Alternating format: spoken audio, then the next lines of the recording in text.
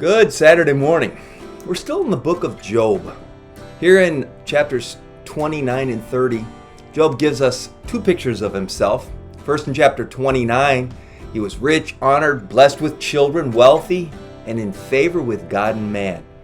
Now, here in chapter 30, he presents himself to us as he is, despised, afflicted by God, depressed, tortured in his body, with death looming before him.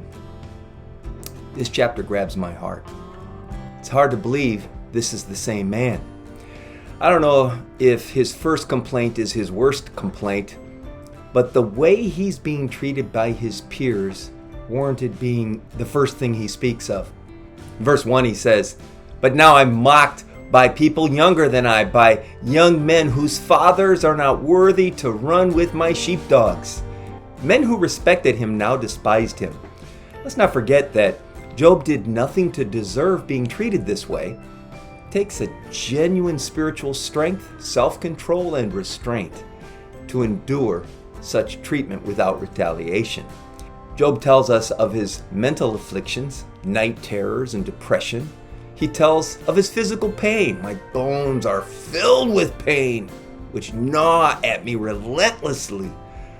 And his next complaint is not valid, but we can see how he came to this conclusion. Job believed that God was indifferent to his prayers and that in fact God had become his enemy. "I cry to you, O God, but you don't answer. I stand before you, but you don't even look. You've become cruel toward me." As Job ponders how his life will end, which by the way, he was not looking forward to, don't forget that Job was written before the books of Moses, and while Job had a genuine relationship to God, his understanding of the afterlife was minimal. The ancients could not say, as Paul said, "To live is Christ, to die is gain." In this geriatric state, lucid but dying, to me the saddest part of Job's story is his sociological complaint. "I stand in the public square and cry for help. Instead, I'm considered a brother to jackals and a companion to owls." These animals are nocturnal creatures that make long, melancholy cries through the night to which nobody pays attention.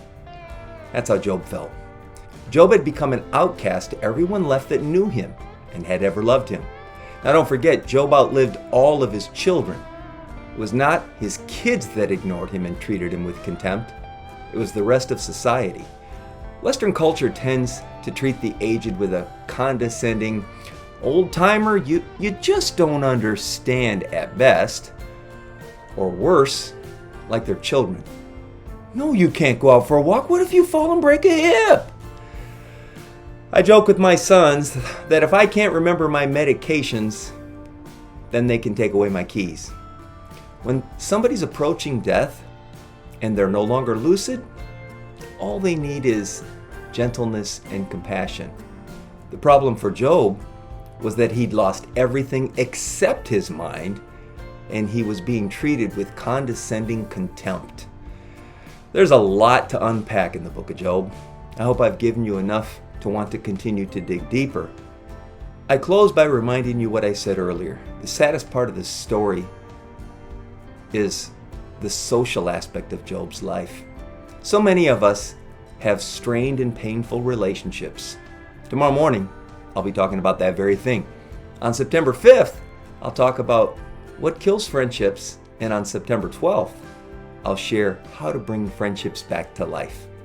If in any way, shape, or form you find yourself feeling like Job, misunderstood by your peers, depressed, in physical pain, and going through it all alone, come spend a couple of weeks with us on Sunday mornings. I can't promise you it'll make everything all better, but I will promise you, whatever you're going through, you won't have to go through it alone. I hope to see you tomorrow. God bless.